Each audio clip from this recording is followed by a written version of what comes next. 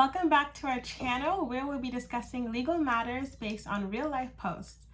Today's video comes from Reddit and it's about a situation where a co-parent's ex-girlfriend accessed the Reddit user's psychiatric medical records and shared the sensitive information with the Reddit user's co-parent, which could raise concerns about the Reddit user's ability to care for her son. Going forward, let's call the Reddit user Emily.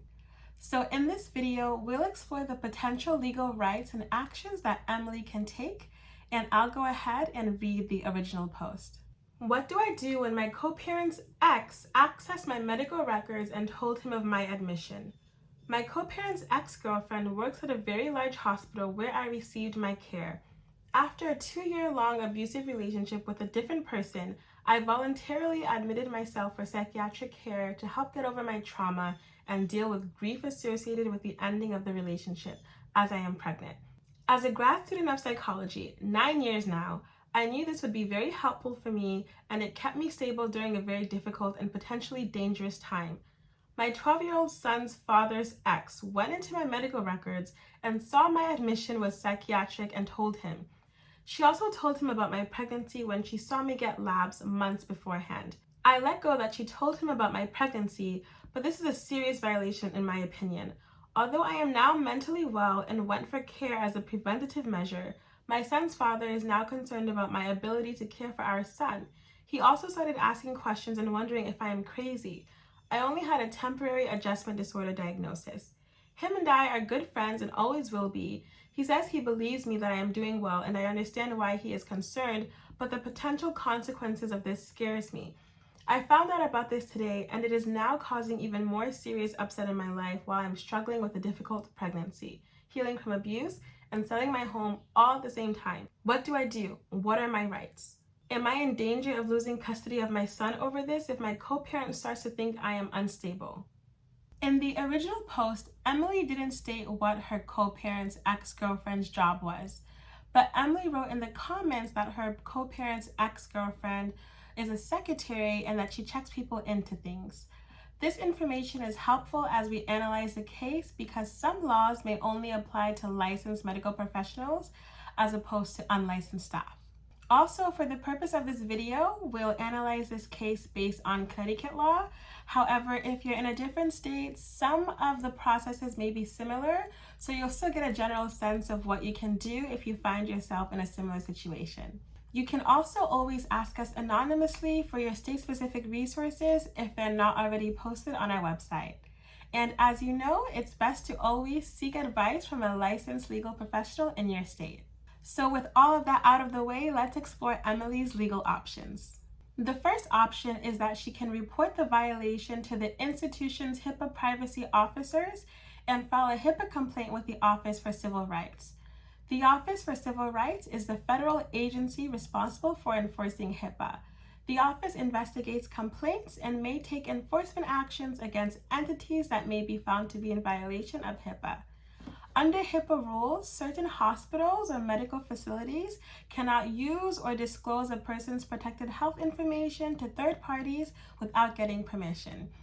In this case, the ex-girlfriend, who works for a healthcare provider, told Emily's protected health information to a third party, Emily's co-parent, without Emily's permission. So this violated HIPAA and Emily's able to report it. A second option for Emily could be to file a civil lawsuit. Based on what Emily wrote, there are a couple of legal theories that come to mind that she may be able to get justice under, but we'll have a better understanding of how strong her case would be after we analyze these theories based on the facts that Emily wrote. These legal theories are invasion of privacy, negligence, negligent infliction of emotional distress, and negligent hiring or supervision. As a quick note, when you file a lawsuit, the legal theory that you're filing under is called a cause of action. So when I say cause of action going forward, that's what I'm referring to. First, we'll explore the cause of action for invasion of privacy. There are 4 general forms of invasion of privacy. The first is intrusion upon seclusion, which is when, for example, someone intentionally snoops through your belongings. The second form of invasion of privacy is appropriation of name or likeness, which is when someone uses another person's name or likeness for their own benefit without permission. For example, this could involve the unauthorized use of someone's image in advertisements. The third form of invasion of privacy is publicity given to private life, which is when someone publicizes private information about another person without their consent.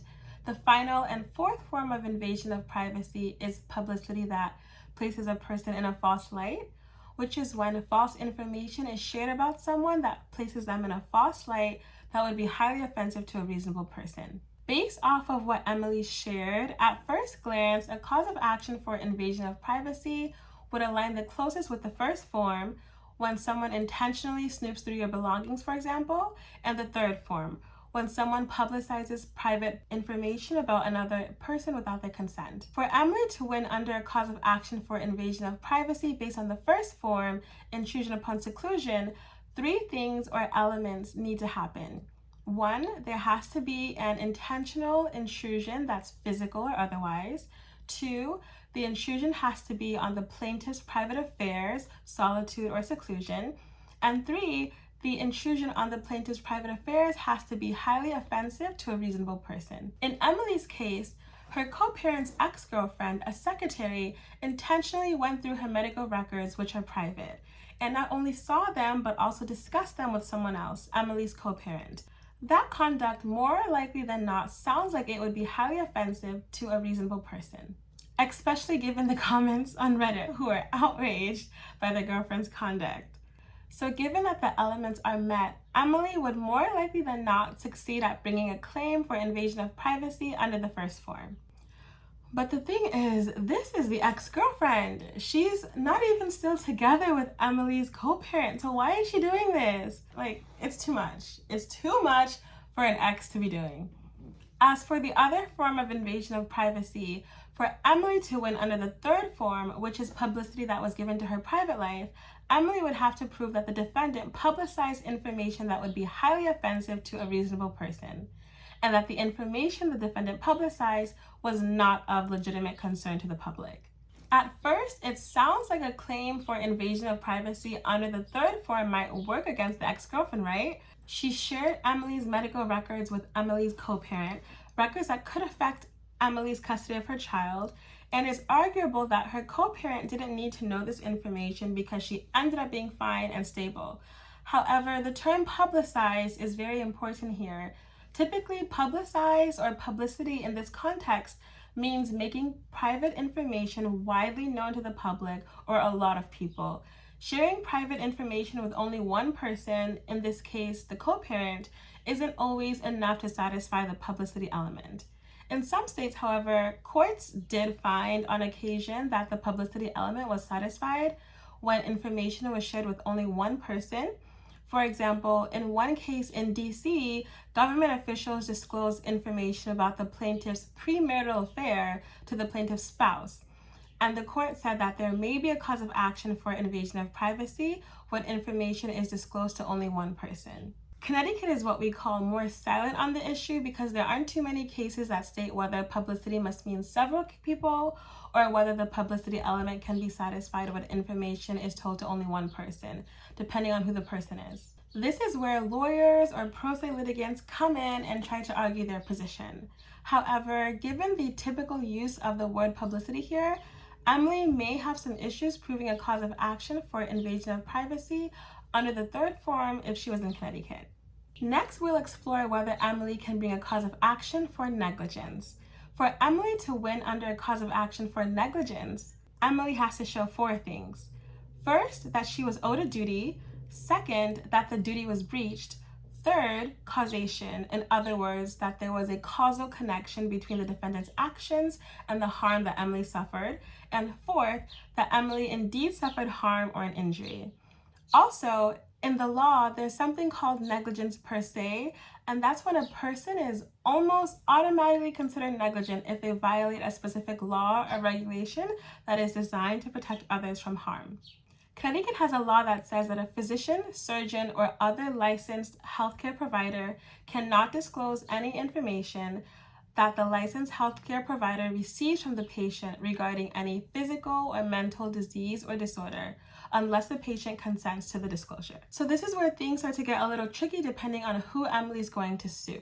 Because the ex-girlfriend is not a licensed healthcare provider and is just a secretary, this statute will not apply to the ex-girlfriend, and Emily won't be able to make an easy case of negligence per se against the ex-girlfriend using this law. And if Emily sues the ex-girlfriend under a theory of ordinary negligence, the duty element of negligence would be harder. Because the ex-girlfriend is not a doctor, there would have to be arguments for whether a secretary should be grouped into the set of people that the doctor-patient confidentiality duty expands to. And this would be difficult to argue. A court in California, for example, did not extend the physician-patient privilege to nurses or other medical staff working under the physician's supervision or acting as the physician's agent. And here we're talking about a secretary, not even a nurse that has a medical license. If a duty from the doctor-patient confidentiality privilege can't be extended to the secretary, then an argument would have to be made to the court to determine that the ex-girlfriend owed Emily a duty to use care. The duty to use care is the standard catch-all way of arguing that someone owes a duty to another person. The argument would be that the ex-girlfriend had a responsibility to act in a careful and appropriate manner in handling Emily's confidential information. Ultimately, the court will use a two-part test to determine whether a duty exists. For the first part of that test, the court will analyze whether a reasonable person in the defendant's situation, knowing what the defendant knew or should have known, would foresee that harm similar to what the plaintiff experienced was likely to happen. And for the second part of that duty test, the court will determine, based on public policy, whether it's fair and appropriate to hold the defendant responsible for her negligent actions. On the other hand, if Emily sues her actual doctor on a theory of negligence per se, pursuant to the Connecticut law, then that would be difficult to win as well because it wasn't the doctor who disclosed anything. It was the ex-girlfriend who told Emily's co-parent. Also, it's not clear whether Emily actually suffered harm. She was concerned that she may lose custody of her son, but from what she posted, she has not lost custody, and the co-parent believes that she's doing well. So whether the fourth element of negligence can be proven is not clear. So ultimately, suing either the ex-girlfriend or doctor for negligence would be difficult because of the duty element and the harm element. Next, we'll explore whether Emily can bring a cause of action for negligent infliction of emotional distress. For Emily to win under a cause of action for negligent infliction of emotional distress, Emily has to show four things. First, that the defendant's actions created an unreasonable risk of causing the plaintiff emotional distress. Second, that it was foreseeable that the plaintiff would experience distress because of the defendant's actions. Third, that the emotional distress was severe enough that it might lead to illness or bodily harm. And fourth, that the defendant's actions caused the plaintiff's emotional distress. The main difficulty for Emily if she brought a claim for negligent infliction of emotional distress would be the severity of her emotional distress. This goes back to the harm that Emily suffered. Typically, having some stress or anxiety alone would not be enough to win an emotional distress claim. There has to be something more going on. For example, did Emily go to therapy to deal with the distress that came from the ex-girlfriend leaking her psychiatric care to her co-parent? Was the breach of privacy so severe that Emily needed another voluntary admission?